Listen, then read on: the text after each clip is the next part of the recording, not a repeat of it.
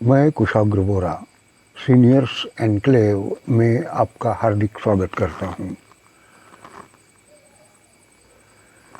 आजकल हम उपन्यास का पठन कर रहे हैं जिसका नाम है रिटर्न टिकट।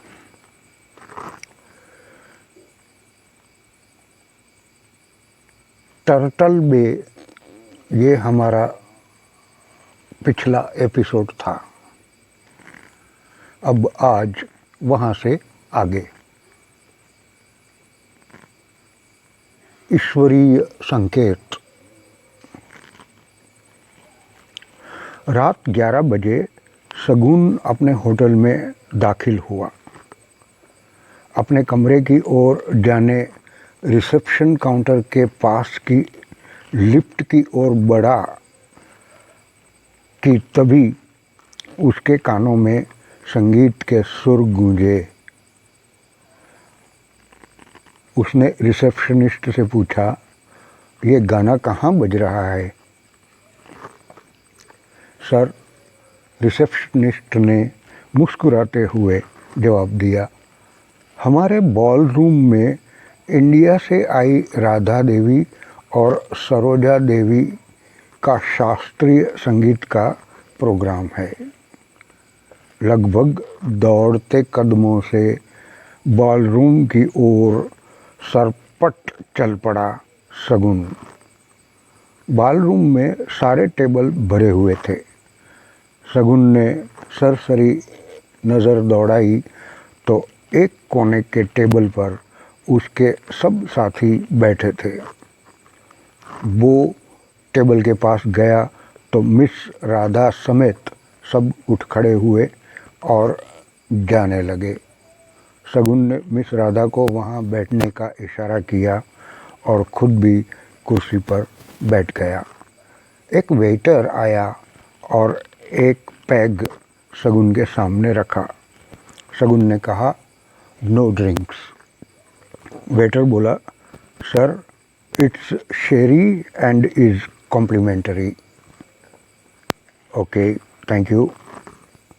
शगुन ने पैग उठाते हुए कहा,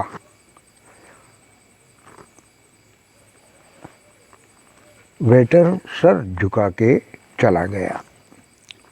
शगुन ने शेरी नाक के पास रखी तो उसका नाक और दिमाग दोनों चेरी की अजब खुशबू से भर गए। बॉल रूम के स्टेज पर कुछ लोग बैठे थे।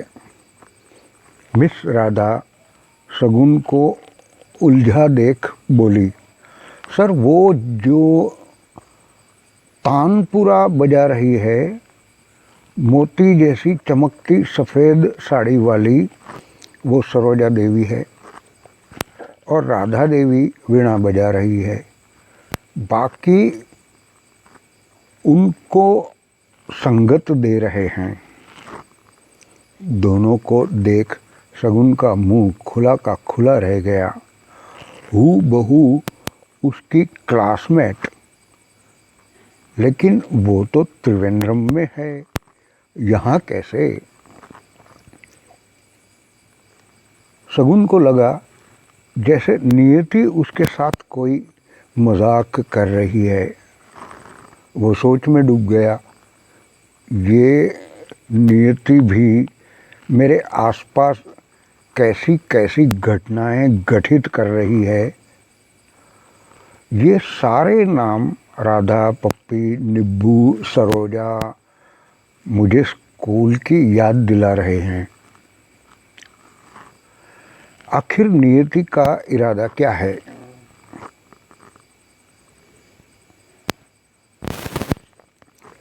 रविवार सुबह 6 बजे मिस राधा और अन्यों को रिसेप्शन लाउंज में बुलाया शगुन ने।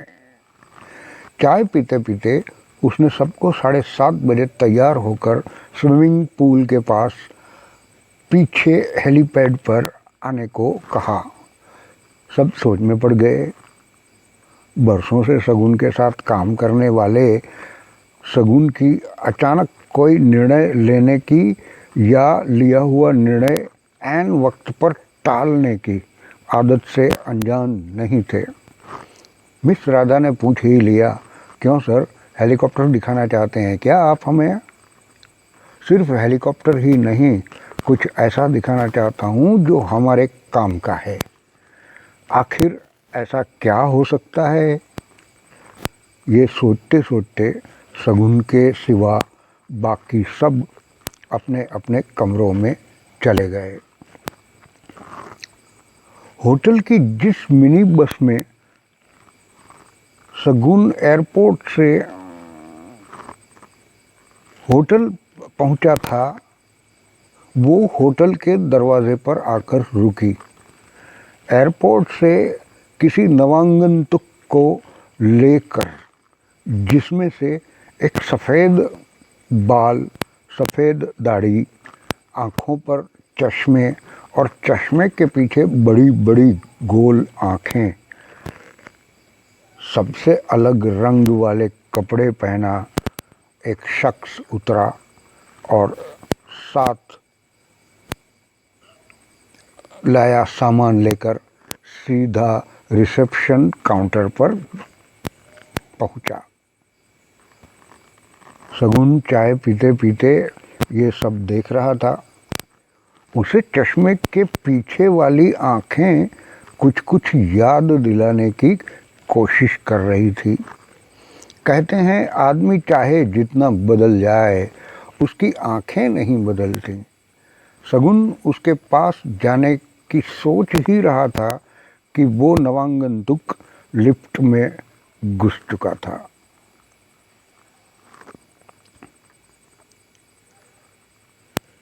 ठीक 7:15 बजे शगुन के साथी लाउंज में आ गए, जहां शगुन गहरी सोच में डूबा बैठा था। उसकी 2 उंगलियों के बीच फंसी लंबी सिगरेट अब जलते जलते फिल्टर तक आ गई थी। शगुन की ऐसी हालत देख सब एक दूसरे का मुंह ताकने लगे, जैसे एक दूसरे से पूछ रहे हों, बिल्ली के गले में घंटी कौन बांधे। आखिर मिस राधा ने शगुन को विचार तंद्रा से जगाया, उसकी उंगलियों के बीच फंसे जली सिगरेट के फिल्टर को निकालकर। शगुन को समझ नहीं आ रहा था कि वो क्या बोले, इसलिए चुपचाप उठ खड़ा हुआ और हेलीपैड की ओर चल दिया, जहां चार्टर्ड हेलीकॉप्टर जो उसने पिछली रात ही बुक करवाया था, उनका इंतज़ार कर रहा था। शगुन के इशारे पर सब कॉप्टर में बैठे और कॉप्टर उड़ चला। हम लोग मॉरिशस द्वीप का आसमान में चक्कर लगाने निकले हैं, शगुन ने सबको बताया। वाओ, एक्साइटिंग, लेकिन हमारे काम की बात क्या है? मिस राधा से रहा न गया पूछे बगैर। हमारी नई नई शिपिंग कंपनी है। हमारे पास समुद्री रास्तों के बारे में, यहाँ पोर्ट लुई और आसपास के marine route, ship waiting, anchor area, docking movement वगैरह के बारे में फर्स्ट हैंड रिपोर्ट होनी चाहिए, जिससे हमें आगे की रणनीति बनाने में सहूलियत रहती है।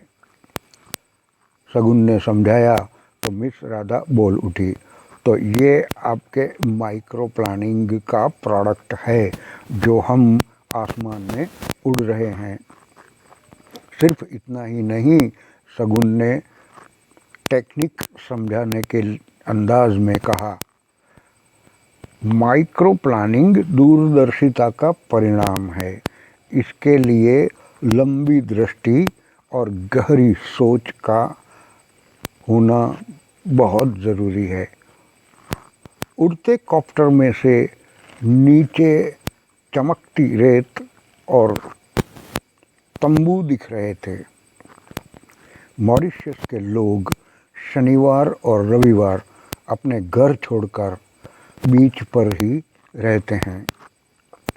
लगभग 1 घंटे तक सबने मॉरिशस के विहंग प्रवास का आनंद उठाया और फिर नीचे होटल के हेलीपैड पर उतरे।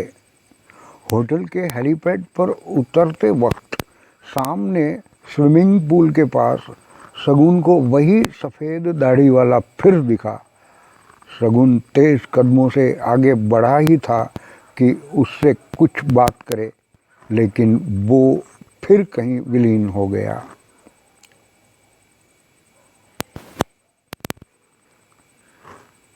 आज बस इतना ही। कल एक और इंटरेस्टिंग और एक्साइटिंग इलो सर्फ द्वीप की यात्रा हम करेंगे। तब तक के लिए धन्यवाद, नमस्कार।